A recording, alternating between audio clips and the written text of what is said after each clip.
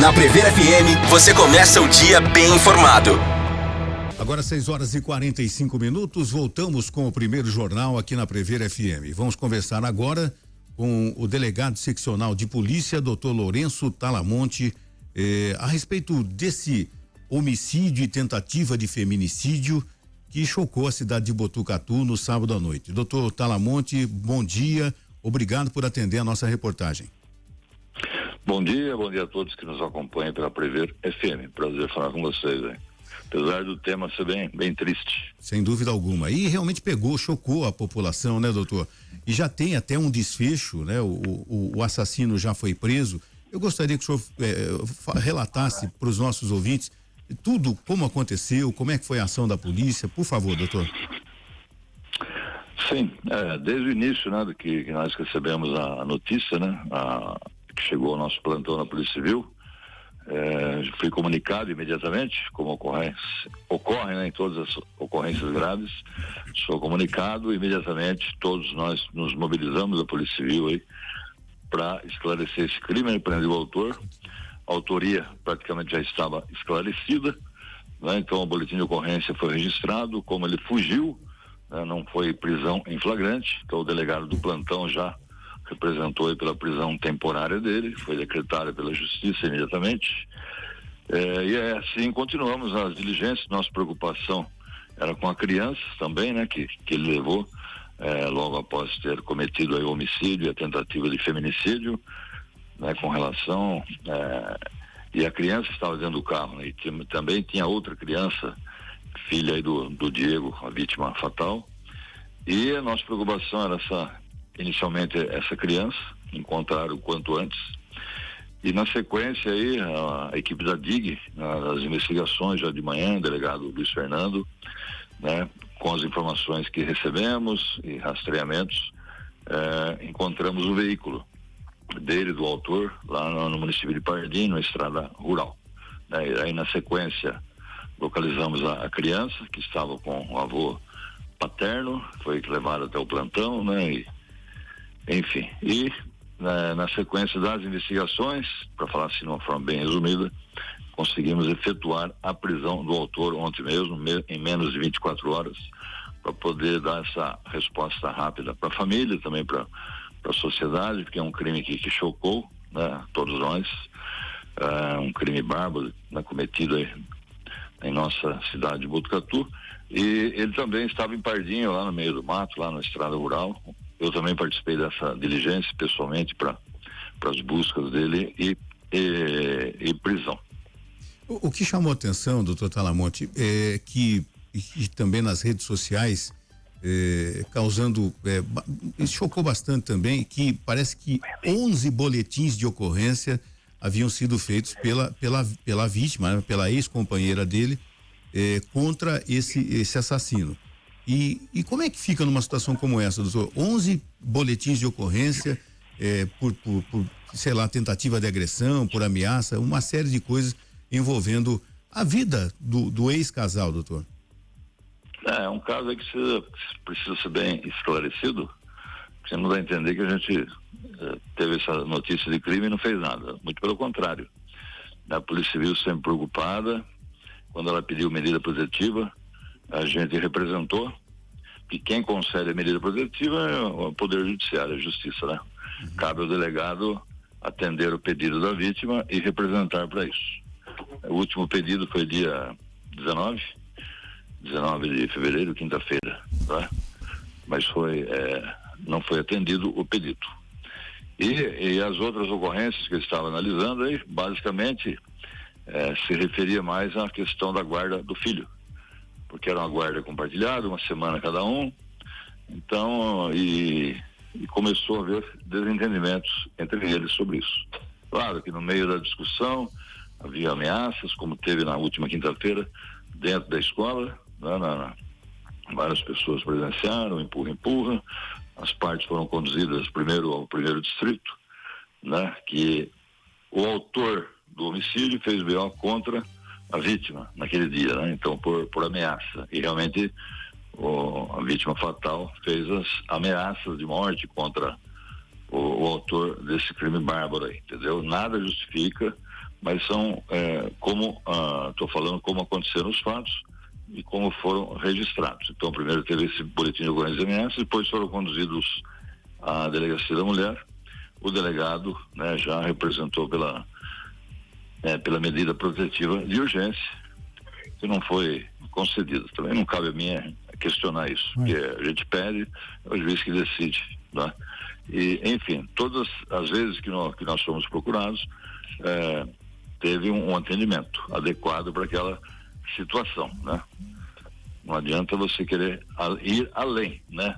Agora, claro, aconteceu essa tragédia, nada justifica essa ação do Diego aí tomar essa decisão aí, acabar tirando a vida do atual namorado aí da vítima, que também foi atingida, a ex também foi atingida por ele na cabeça, está lá em estado gravíssimo na UTI. Então nada justifica tamanha violência, e no dia a dia a gente está vendo no noticiário, né, tamanha violência. A nossa preocupação era com a criança, porque teve o caso lá em Goiás do pai tirar a vida dos outros filhos, depois ele se matou. Então é muito complicado, muito complexo, né? Essas ocorrências quando envolvem violência doméstica, no ambiente doméstico. Então a preocupação nossa é muito grande e não foi diferente ontem, né, para poder dar essa resposta. Graças a Deus a criança foi entregue, o autor foi preso, né? E, enfim, nada disso vai trazer de volta a vida deles como era, né, antes, mas a Polícia Civil tem que fazer o seu papel e dar essa resposta. O doutor Lourenço, bom dia. André Godinho. É claro que o trabalho da equipe é fundamental, mas a gente tem que destacar aqui aquela palavra que a polícia costuma usar, né? O tirocínio policial do doutor Luiz Fernando Aires, né, doutor Talamonte? Sim. Com certeza. Já agradeci ontem, elogiei, dei os parabéns, a própria administração nossa superior também parabenizou o delegado-geral, o diretor do DENTER, pela atuação dele. Inclusive ele tinha uma festinha com o filho ontem, então ele abdicou de tudo isso, da vida familiar no domingo, e já de manhã pegou uma viatura descaracterizada para não chamar atenção, né, e com as informações que nós tínhamos, né, ele foi atrás sozinho, né, localizou o carro, chamou a equipe, e a partir daí se desenvolveu toda essa investigação e no desfecho final aí com a prisão do autor. Também a localização da criança, que era fundamental para nós, né, porque era uma grande preocupação, inclusive da coordenadora das DDM de São Paulo. Ela ficou em contato comigo o tempo todo, e a preocupação maior, já no início, a criança, né? Cadê a criança? Então, é um crime complexo, como eu falei, difícil, né, de analisar justificativas, motivação, porque por uma atrocidade dessa não há justificativa, não é plausível, com certeza. Então, o doutor Luiz Fernando teve esse tirocínio e dedicação ao trabalho, profissionalismo, e conseguimos com isso aí já resolver a questão ontem mesmo. Doutor Lourenço, os dois eram considerados CAC, né? Que é aquele cadastro de atirador, alguma coisa que eu não vou me lembrar agora. Colecionador. Colecionador, atirador e caçador. Pois é, os dois tinham esse registro, né? E no boletim de ocorrência que o senhor citou superficialmente aí na quinta-feira, para quem não acompanhou, na última quinta-feira os dois se encontraram numa escola ali na Costa Leite, onde estuda o filho do casal do Diego, que foi preso, com a mulher que estava internada. E lá nesse encontro eles tiveram um bate-boca. O outro Diego acabou ameaçando o Sansalone, que foi preso, dizendo que eu vou te matar. Isso consta em boletim de ocorrência. Aí o que foi preso ontem disse aos guardas municipais: olha, eu temo pela minha vida porque ele é CAC. E aí foram questionados, realmente ele é CAC, tem arma em casa, mas o outro também era. Os dois. Os dois também eram. Então, assim, no ponto de vista da polícia, o CAC, ele pode sair com arma de casa? O que o senhor tem a dizer com relação a isso, doutor? Não, eles têm registro da arma para ter arma em casa, tá? A arma tem que ser legalizada, mesmo para ter na residência. E eles praticam, né, esse tiro esportivo, enfim, e leva a arma para o stand de tiro, faz a prática de tiro e volta para casa com a arma, né? E guarda a arma. E quando transporta tem que estar desmuniciada. Então a arma não é para ficar portando para rua, né? Como aconteceu com o Diego Sansalone aí e acabou matando o outro desafeto dele, o atual companheiro da sua ex-esposa, né? Mas não pode, né? Então, mas houve se entrever entre eles. O Diego Correia lá acabou ameaçando de morte, né? Falou, vou te matar, inclusive falou isso na frente dos guardas, né? Então, e foi registrada essa ocorrência policial. Quando é em relação ao homem, é de menor potencial ofensivo, assina um termo circunstanciado e é liberado. Quando é em relação à mulher, aí já é outro procedimento, né? Envolve violência doméstica, por isso ele foi conduzido à DDM, o delegado já representou pela medida protetiva, mas não foi deferido. Doutor, é uma situação que quebra a rotina da nossa cidade, que não está acostumada com esse índice de violência, pegou muita gente de surpresa, inclusive a polícia, né, doutor? Sim, para mim foi uma surpresa, porque nós não estamos acostumados, não tivemos isso recentemente, uma ação violenta, premeditada, e ele queria matar, realmente, conversamos com ele ontem, ele falou, não, eu queria matar o outro Diego, né? Mas acabou atingindo também, isso é a fala dele, né? Mas atirou na cabeça dos dois, disparou 7 tiros, segundo ele. Agora vamos aguardar os laudos periciais, enfim. Mas não estamos acostumados com isso, né? Só no noticiário, mas não aqui na nossa cidade, mas infelizmente acabou acontecendo. O estado da vítima, doutor, porque como o senhor disse aí, foram tiros disparados. Para quem não acompanhou, acho difícil alguém não ter acompanhado ainda, mas a família da Júlia estava saindo de casa ou chegando em casa quando o Diego Sansalone chegou em um outro veículo, emparelhou do lado, ou seja, encostou o veículo do lado, isso, abriu o vidro e disparou. Ele estava com o carro do lado do passageiro, e disparou isso através da janela do passageiro contra o motorista. E aí os disparos atingiram o motorista e também a Júlia, que estava no banco do passageiro. Como está o estado de saúde dela, doutor? O estado é grave. Ontem conversei com o médico responsável pelo plantão e falou das lesões que ela suportou na cabeça. Então, o estado é grave, que demanda muito cuidado, está na UTI. A gente espera que ela sobreviva, claro, mas o estado é grave. Doutor, o assassino, ele já tinha alguma passagem policial, já tinha um histórico de violência? Não, tem esse histórico dessa violência, né? Desses conflitos com a ex-companheira dele em relação ao filho, né? Tem BO dele contra ela por desobediência, dela contra ele também com relação à visita do filho, essas situações aí, né? Que em relação ao casal, em relação ao filho, né? Então esses conflitos que vinham ocorrendo já há algum tempo, eles já estavam separados há alguns anos aí, mas tinha o filho. Meu filho é para a vida toda, né? Então, mas eles não conseguiram entrar em entendimento e acabou tendo esse desfecho, infelizmente. Doutor, houve uma comoção muito grande, principalmente em redes sociais, né? Com a divulgação da foto do homem apontado como o atirador aí. E essa comoção acaba gerando algumas dúvidas. Ele vai ficar preso? Acho que essa é a primeira pergunta que as pessoas fazem, né?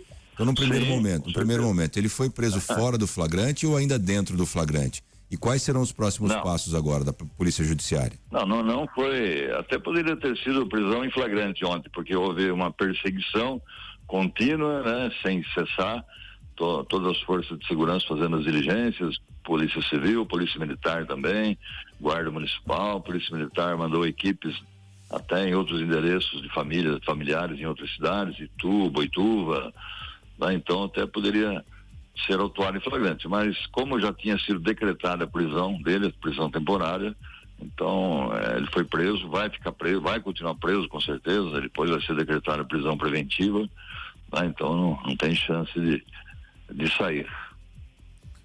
Doutor Talamonte, Lopanhose, tudo bem, eu vendo essa situação toda, eu imagino que as medidas protetivas, elas têm se demonstrado como medidas paliativas, né? Porque o Diego, agora assassino, ele já saiu de casa com a intenção de atirar, de matar, não era um pedaço de papel com uma medida protetiva que iria detê-lo. E eu sei que a polícia e a justiça, que é tão cobrada, ela também tem limites, né? Ela não pode extrapolar o seu poder, né, de polícia, e mesmo a justiça ela é engessada. Acredito eu que os mesmos juízes às vezes são obrigados a fazer coisas, dar decisões que contrariam aquilo que ele está até sentindo, pensando, desejando. Mas ele tem esse limite legal e é bom que tenha. Eu penso que está na hora de se começar a pensar numa legislação mais severa, onde possa, se existir e hoje não existe, um tipo de prisão, hoje é chamado de uma prisão preventiva, mas não seria uma prisão preventiva, seria uma prisão assim, de segurança mesmo, e onde pessoas como esse Diego assassino agora, pelas suas reiteradas atitudes, pudesse ser preso antes de cometer o que ele cometeu, porque se percebe que isso ia acontecer mais cedo ou mais tarde, né? Porque era do perfil dele. Então, uma pessoa que vem sendo acusada ou respondendo por vários processos, eu já ouvi dizer que com uma outra pessoa ele também teria ameaçado ou agredido, enfim, a história agora cada um que conta um conto aumenta um ponto, mas a legislação, penso eu, deveria ser alterada a ponto que um indivíduo que tem atitudes reiteradas antissociais, ele pudesse ser recolhido, vamos chamar assim, né? E reeducado, para que ele não chegasse a cometer esse crime. Porque só hoje, olha, tem uma medida protetiva, você não pode ir lá cometer o crime. Você entendeu? Entendi. Entendeu? Ele, espera um pouquinho, um cara alterado, psicologicamente fraco, né? Da cabeça. Isso não resolve mais a medida protetiva. Exatamente. Você tem toda a razão. O papel não vai proteger a vítima. A lei não vai proteger a vítima, porque é um papel que tá ali, se ele está com essa intenção, então teria que ter um mecanismo, da forma que você falou, para poder recolhê-lo, já passar por um exame criminológico, já ficar detido, recolhido, também uma condenação aí tem que ser uma pena ainda mais severa do que já é. Eu acho que é pouco. Na Itália passou lá, foi aprovada a lei prisão perpétua. Eu acho que esse é o caminho, endurecer cada vez mais as penas para esse tipo de crime. Doutor Lourenço Talamonte, a gente gostaria de agradecer a sua participação aqui ao vivo no primeiro jornal, até para falar a respeito de um assunto que, repito, chocou toda a comunidade botucatuense e também enalteceu o trabalho rápido da polícia na elucidação de tudo isso. Muito obrigado pela participação, doutor. Eu que agradeço a oportunidade de estar falando, e sobre quinta-feira que foi feito esses registros, realmente não caberia ali prisão nem de um nem de outro, e pelo que foi relatado também, por juízo que é difícil você conceder uma medida ou até uma prisão preventiva com base só naquilo que foi relatado na quinta-feira, naquele desentendimento. Então a providência adequada foi tomada, justiça deu civil também dentro da lei, então não houve abuso por parte de ninguém ou omissão também por parte de ninguém. O trabalho que tinha que ser feito naquele momento foi, e infelizmente teve esse resultado, mas a resposta foi rápida. Então só tenho a agradecer essa oportunidade e desejar a todos uma boa semana. Você ouviu Primeiro Jornal Previr FM.